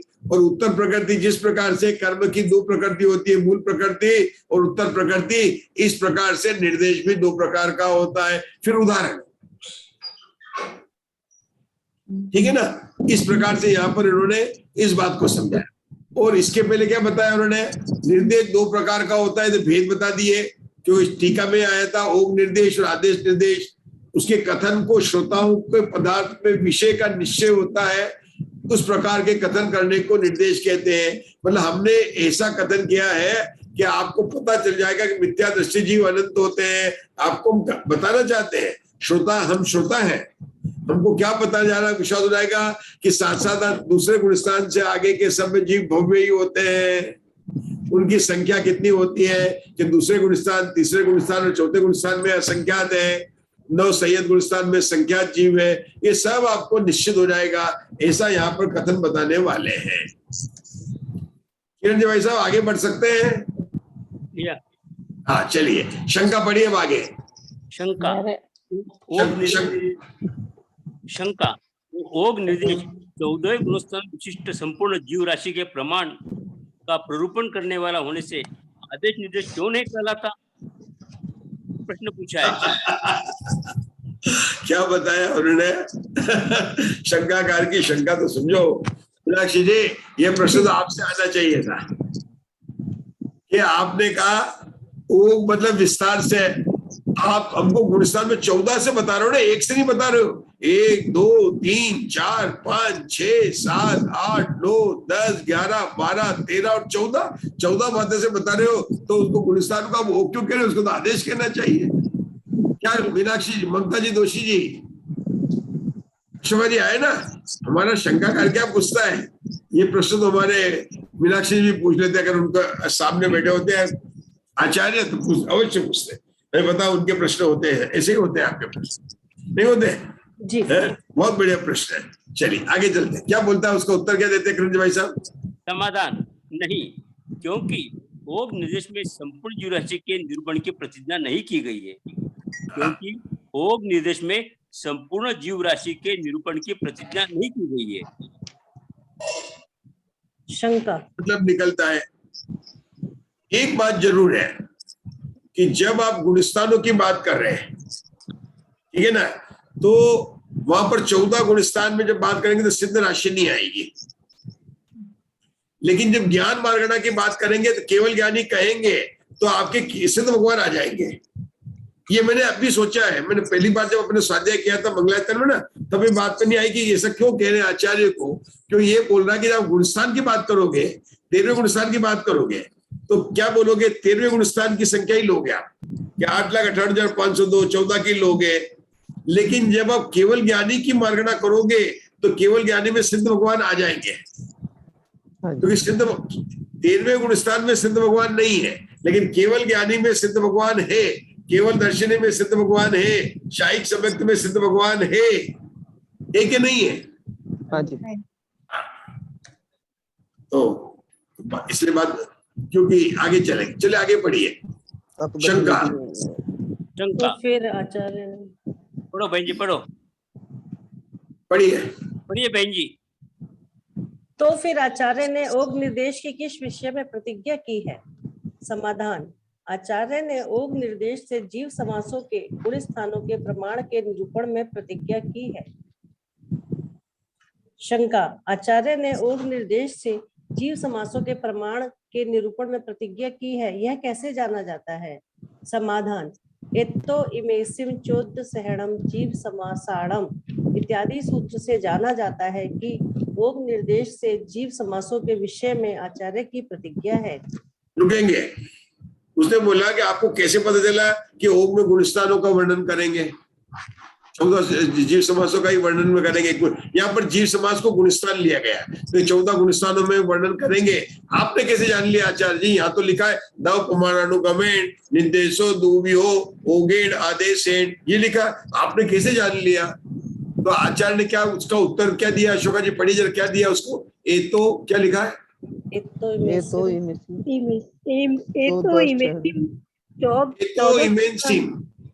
आपको पता है ये कहाँ आया है? तो पहली बुक में। किसने बताया? उर्मिला जी। अच्छा, इन्होंने उर्मिला जी में हाथ खड़ा किया, आपने बताया। ये तो कौन सा सूत्र है? दूसरा सूत्र है, पहली पुस्तक का दूसरा सूत्र। पहला सूत्र है नमोकार मंत्र और दूसरा सूत्र ये है तो 14 तो वहां पर ही बताया था कि 14 जीव समास का वर्णन करेंगे ना, इसलिए पता चल रहा है कि ओम निर्देश होगा। ये वहां से बात बताया। क्या बताया? यहाँ आचार्य बोलते हैं ओम में 14 गुणस्थानों का वर्णन करेंगे, जीव समासों का वर्णन करेंगे। कि कहाँ चला? क्या हमें कुशुंद आचार्य के सूत्र से पता चला है, तो ये आचार्य ने उसका उत्तर दे दिया। बहुत चलिए आगे चलिए।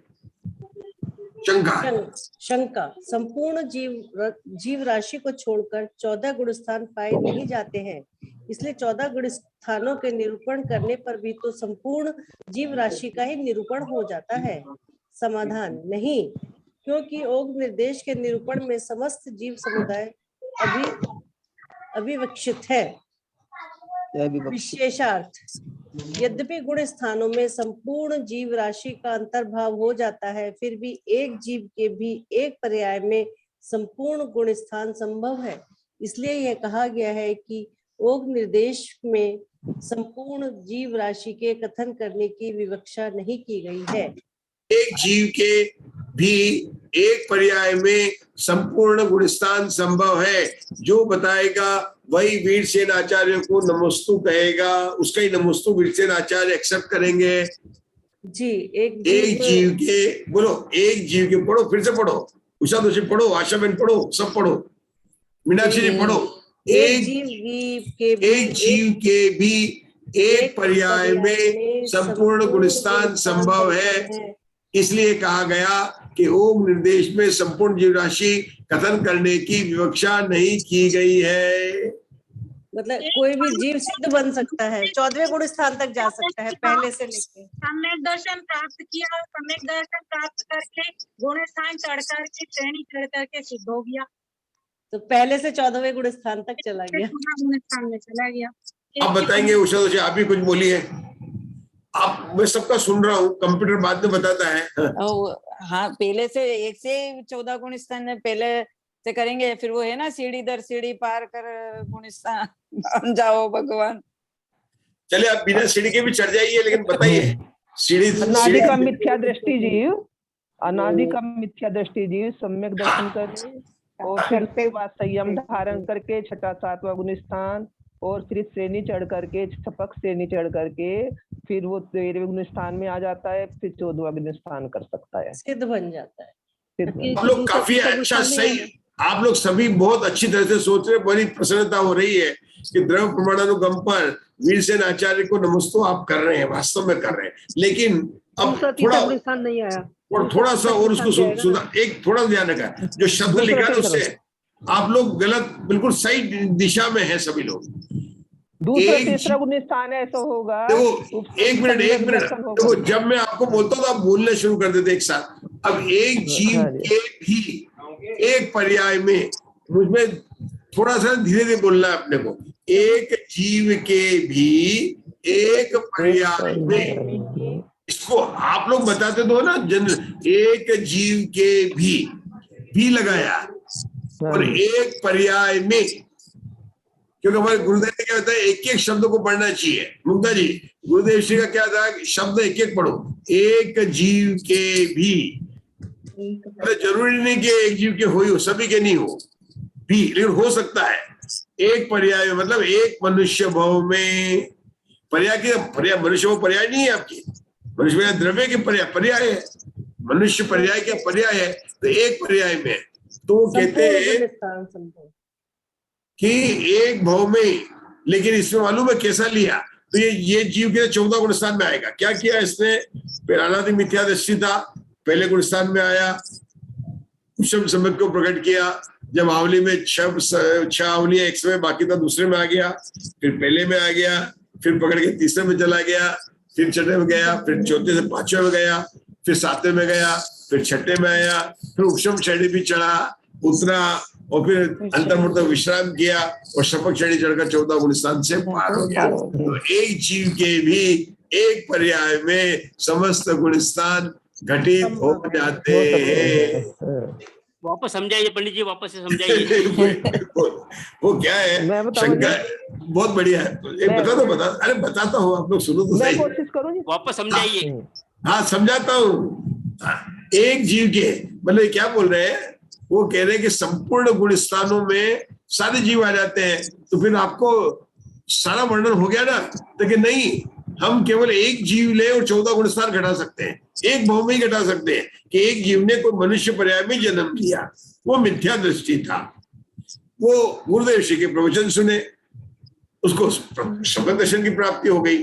लेकिन जब सम्यक दर्शन की प्राप्ति हुई, प्रथमोषम सम्यक हुआ, तो उसके काल में जब एक समय ये अच्छा अवली शेष थे, तब वो गिरकर अनंतानुबंधी कषाय का उदय आ गया। तो किरण जी भाई साहब, उसके दूसरा गुण स्थान हो जाएगा। अब दूसरे गुण स्थान का उसका काल कितना है, जितना काल एक समय अच्छा अवली जितना भी है, उसके अंदर पहले गुण स्थान में आ गया, पहले गुण स्थान में आ गया। अब इस जीव की सत्ता में प्रकृति 28 है। थोड़ी देर अंतर्मूर्त के बाद में क्या हुआ कि इसके सम्यक मिथ्यात्व का उदय आ गया, तो सम्यक मिथ्यात्व में गया, और फिर चौथे गुण स्थान, फिर वहां से नीचे नहीं उतरा, चौथे गुण स्थान में चला गया, सम्यक प्रकृति का उदय आ गया। वहां पर रहकर उसने श्रावकत्व को धारण कर लिए और श्रावक बन गया, उसके 2 कषाय चौकड़ी का अभाव हो गया, तो 5वां गुण स्थान हो गया। फिर मुनिव्रत धारण के 3 कषाय चौकड़ी का अभाव हो गया, उसके 7वां गुण स्थान हो गया। फिर 7वें छठे में आए, 7वें छठे में गए। फिर इसके ऐसे भाव बने कि उपशम श्रेणी वेदक सम्यक दृष्टि था, और भाव बन गए कि वो द्वितीयोषम समझ करके, ये शाइक सम्यक दर्शन करके उपशम श्रेणी चढ़ गया।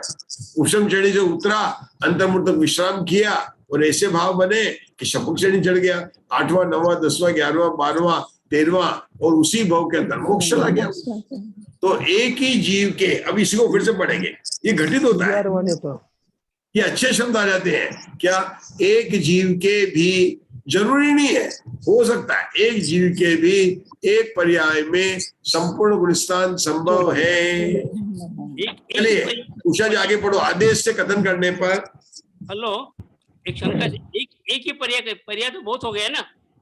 नहीं, मनुष्य पर्याय जो लंबे समय तक रहने वाले, उसको एक पर्याय कहते हैं। अपने एक भाव है ना, मनुष्य पर्याय, एक मनुष्य पर्याय, वो अपने एक समय की पर्याय, मतलब वो नहीं लेना यहाँ पर, लेना एक पर्याय, मतलब एक मनुष्य भाव। मनुष्य भाव को भी पर्याय कहते हैं, लंबे समय तक रहने वाली। वो शंकाकार का प्रश्न था ना कि आपके सारे आ जाते हैं, तो कहते नहीं, एक में तो सारे गुण स्थान घटित हो गए, सारे गुण स्थान, सारे जीव कहाँ है, ये बताने के लिए उन्होंने बताया। अब यहाँ पर आदेश की बात करेंगे। आदेश से कथन करने को आदेश निर्देश कहते हैं। आदेश पृथक भाव, पृथककरण, विभजन, विभक्तीकरण इत्यादि पर्यायवाची शब्द है। आदेश निर्देश का प्रकृति में स्पष्टीकरण इस प्रकार है कि गति आदि मार्गनाओं, 14 मार्गनाओं के भेदों से भेद को प्राप्त हुए 14 गुण स्थानों का प्ररूपण करना आदेश निर्देश है। आदेश में मार्गनाओं को, उसमें ओग में गुण स्थानों से वर्णन है, तो इसमें 14 गुण स्थानों का 14 मार्गनाओं के भेद से 14 गुण स्थानों का प्ररूपण करना आदेश निर्देश है। उद्देश्य के अनुसार निर्देश करना चाहिए, ऐसा समझकर आदेश को स्थगित करके पहले ओग निर्देश का प्ररूपण करने के लिए आगे का सूत्र कहते हैं। ओगेन मिच्छा इत्थि दव प्रमाणेन केवड़िया अनंता। ओग से मिथ्या दृष्टि जीव द्रव्य प्रमाण की अपेक्षा कितने हैं? अनंत हैं। और आगे पढ़ना है। ओग शब्द के उच्चारण नहीं करने पर ओग और आदेश प्ररूपनाओं में से यह कौन सी प्ररूपना है? इस प्रकार श्रोता का चित्त मत भूले, इसलिए उसके चित्त को स्थिरता उत्पन्न करने के लिए सूत्र में ओग से यह पद कहा है। सूत्र में मिथ्या दृष्टि पद के ग्रहण नहीं करने पर कौन से जीव समाज की यह प्रमाण प्ररूपना है? इस प्रकार श्रोता को संदेह हो सकता है, इसलिए उसकी संदेहोत्पत्ति के निवारण करने के लिए सूत्र में मिथ्या दृष्टि पद का ग्रहण किया है। सूत्र में द्रव्य प्रमाण से इस पद को न कहकर कितने हैं, इस प्रकार सामान्य से पूछने पर यह प्रक्षा क्या द्रव्य विषयक है या क्षेत्र विषयक है या काल विषयक है अथवा क्या भाव विषयक है, इस प्रकार का संदेह हो सकता है। अतः उस संदेह के निवारणार्थ सूत्र में द्रव्य प्रमाण पद को ग्रहण किया है। रुकेंगे, यह पद प्रश्न थोड़ा रुकना चाहेंगे। हाँ जी। प्रकरण शुरू होता है, मतलब गुण स्थानों में द्रव्य प्रमाणानुगम का प्रकरण शुरू होता है। मंगल अवसर है। सूत्र के अंदर कितने पद हैं? किरण जी भाई साहब, आप ही को सूत्र पढ़ना, पद की संख्या बतानी है, अर्थ तो मैं बताऊंगा। सूत्र क्या है? किरण जी भाई साहब सूत्र पढ़िए आप। उगेण मिच्छा इट्ठी, उगेण मिच्छा इट्ठी दव प्रमाणेन केवड़िया अनंता। ठीक है, रुकेंगे, मुझे ना समझाना मेरा कार्य है, लेकिन इसमें पद कितने? पहला पद का नाम है उगेण, दूसरे पद का नाम है मिच्छा इट्ठी, तीसरे पद का नाम है द्रव्य प्रमाणेन, चौथे पद का नाम है केवड़िया, पांचवें पद का नाम है अनंता।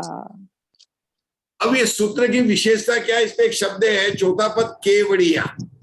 केवड़िया का मतलब क्या होता है? एक जैसे दोषी होते हैं केड़िया भी होते हैं, लेकिन प्राकृत में केवड़िया का मतलब कितने होते हैं? कितने हैं?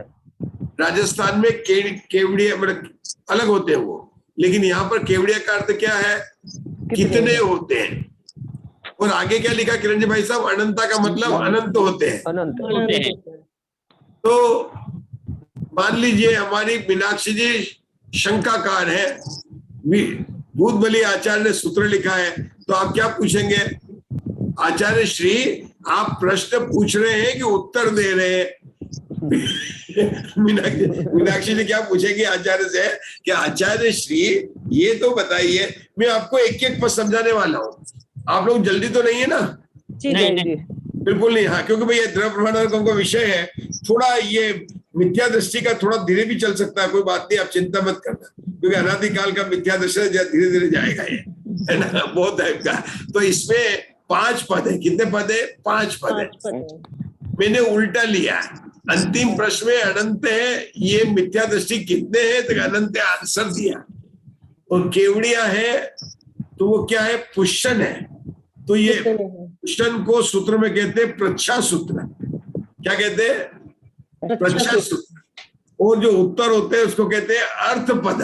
मतलब उसमें अर्थपद बताया क्या होते हैं? मिथ्या दृष्टि जीव द्रव्य प्रमाण से अनंत होते हैं, इसको कहेंगे अर्थपद। और मिथ्या दृष्टि जीव द्रव्य प्रमाण से कितने होते हैं, इसको बोलेंगे क्वेश्चन पेपर।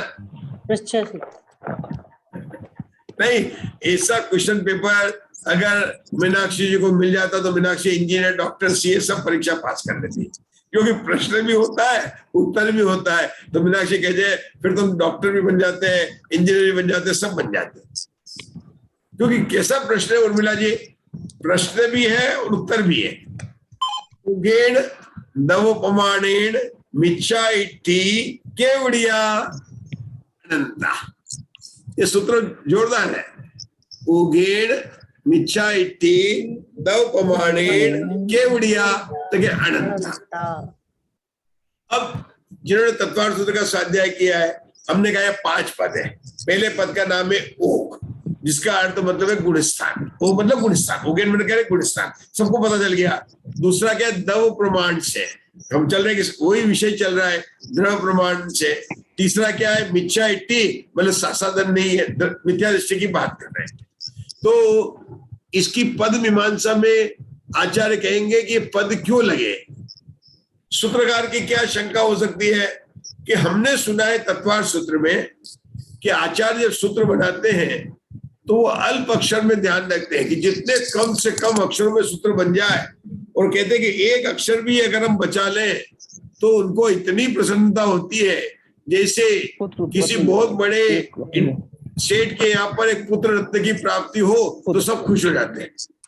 हाँ जी, इतनी बड़ी खुशी होती है अगर एक अक्षर बचा लेते। तो आचार्य आपने बताया है, ऊपर बता ही दिया है कि ओक से निर्देश करेंगे, गुणस्थान का पहले करेंगे, तो सूत्र में फिर ओक से क्यों लिखा।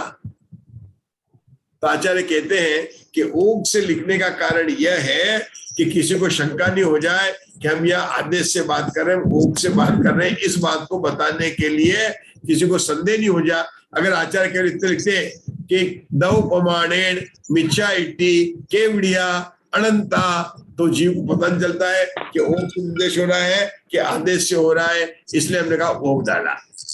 फिर दव प्रमाण से क्यों लिखा, कह रहे हमें पता है कि यहाँ पर स्वाध्याय दिन में तो शतरानुगम चल रहा है, तो कोई समझेगा अच्छा दिन में शतरानुगम की बात चल रही है तो यह शतरानुगम की बात हो रही है कि नहीं नहीं नहीं नहीं, ये सूत्र द्रव्य प्रमाणानुगम का है। इसलिए द्रव्य प्रमाणानुगम क्या लिखा कि किसका निषेध करने के लिए कि यह शतरानुगम नहीं है, यह कालानुगम नहीं है, या स्पर्शन, अन्य तरह से बात नहीं कर रहे हैं, हम किसी बात कर रहे हैं, संख्या को लेकर बात कर रहे हैं, इसलिए बता देंगे। अब क्या बोला, मिथ्या इट्ठी, तो हम इससे क्या हो गया कि 13 गुणस्थानों का निराकरण हो गया कि हम मिथ्या दृष्टि की बात कर रहे हैं, मतलब दूसरे गुणस्थान से लेकर अयोग केवली यानी सासाधान आदि 13 गुणस्थानवर्ती जीव की बात नहीं है। यहाँ किसकी बात है, पहले गुणस्थान की बात है। अब एक प्रश्न और रहता है कि यहाँ पर मीनाक्षी जी पूछ रहे हैं कि क्वेश्चन पेपर केवड़िया क्यों डाला। ये मीनाक्षी का 2 बार आ गया इसमें कि ये तो बताइए कि आप उत्तर दे दिया तो प्रश्न क्यों बनाया। तो किरण जी भाई साहब, ये बहुत बड़ी बात है, ये आचार्यों की इतनी बड़ी बात है कि ये बताने के आचार्य कहते हैं कि हम ये बता रहे हैं कि मिथ्या दृष्टि द्रव्य प्रमाण से अनंत होते ना, ये हम नहीं कह रहे हैं, ये तो हमने पूछा था, भगवान से पूछा था और भगवान ने उत्तर दिया है, और हमने उत्तर बता रहे कि भगवान ने उत्तर अनंत दिया। मतलब गंधर देव आचार्य देव कहते हैं कि हम पूछते ही है, तीर्थंकरों की धुनी गंधर ने सुनी, हमने तो वहां से सुना। तो ये कहते हैं वीरसेन आचार्य, हमने तो भूतबली आचार्य से सुना, हमने तो दर्शन आचार्य से सुना। इतना डिस्टर्बेंस क्यों आ रहा है। तो आचार्य कह रहे हैं ये हमने केवड़िया शब्द किसके लिए लगाया, प्रामाणिकता को बताने के लिए। क्या कहा मैंने उषा जी, अशोका जी ने, प्रामाणिकता को बताने के लिए केवड़िया शब्द प्रामाणिकता को बता रहा है। ऐसा नहीं कि मैंने कहा है, हमने पूछा था और इसलिए यहाँ पर प्रामाणिकता का आया। आज अपन रुकेंगे यहाँ पर, अपना समय होने वाला है, लेकिन अपन ने दूसरा सूत्र आज प्रारंभ किया। ममता जी जरा पढ़ेंगे दूसरा सूत्र, ममता जी दोषी पढ़ेंगे दूसरा सूत्र, फिर से पढ़ेंगे। ओघेण मिच्छा इट्ठी दव्य प्रमाणेन केवड़िया अनंता। अब बताएंगे उषा दोषी, इस सूत्र में कितने पद हैं? 5। कौन कौन से? पहला पत्र ओघेण, दूसरा पत्र, दूसरा पद कस्तूरी जी बोल रही है, कस्तूरी जी 5 बोलो। इसमें इस सूत्र में 5 पद है। पहला शब्द है ओघेन, दूसरा है मिथ्या इट्ठी, तीसरा है द्रव्य प्रमाणेन, चौथा है केवड़िया और 5वां है अनंता। इसको समझाएंगे। हाँ, ओघेन गुणस्थान, मिथ्या दृष्टि गुणस्थान, ये पहला गुणस्थान है, बाकी के गुणस्थान नहीं लिए। और द्रव्य प्रमाणे ने तो उनकी संख्या कितनी है, और केवड़िया यानी कितनी है, तो उसका जवाब दिया अनंत है। बहुत बढ़िया। और दूसरे गुणस्थान नहीं है, उसकी संख्या, एक ही गुणस्थान की संख्या पूछी थी और उसका उत्तर भगवंता ने दिया है। ये 5 पद है। हमने देखो ये सूत्र लिखा, ओगेन मिच्छा इट्टी दबमानेन केवड़ी अनंता। जो पद है उसको P1, P2, P3, P4, P5 पद लिखा है और एक एक पद की व्याख्या यहाँ पर आने वाली है। अब आचार्य क्या बताएंगे, कल जिसकी चर्चा करेंगे अनंत है। तो आशा बहन आपका कोई प्रश्न है? अनंत है, आचार्य ने कहा अनंत है, आप कुछ प्रश्न पूछना चाहेंगे? मीनाक्षी ने तो पूछ लिया है मुझे।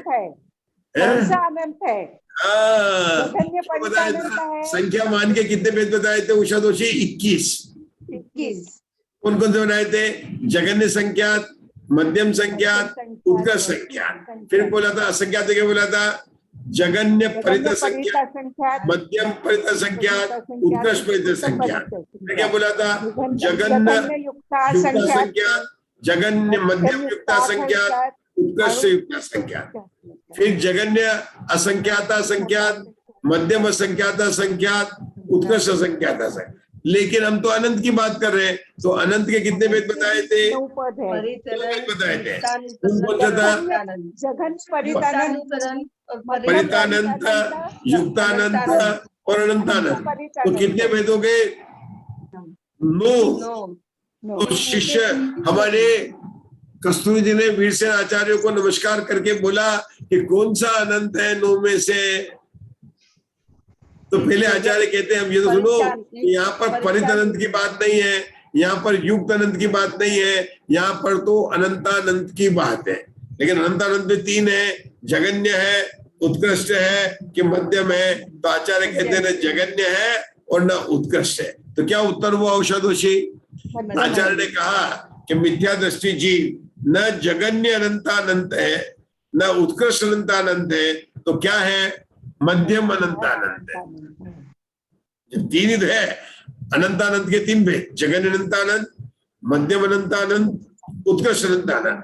तो कौन सा अनंत है? आचार्य ने कहा न जगन्य अनंतानंत है न मध्यम अनंतानंत है। तो उन्होंने इसका मतलब क्या हुआ कि मिथ्या दृष्टि जीव जो राशि अनंत राशि है वह मध्यम अनंतानंत का कोई भेद है। किसका भेद है? मध्यम अनंतानंत का भेद है।